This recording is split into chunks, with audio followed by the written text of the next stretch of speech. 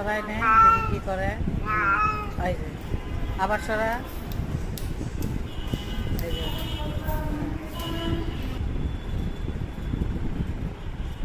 ইস, এমন জায়গাতে নিছে যে ভিডিওটা এত সুন্দর হচ্ছে।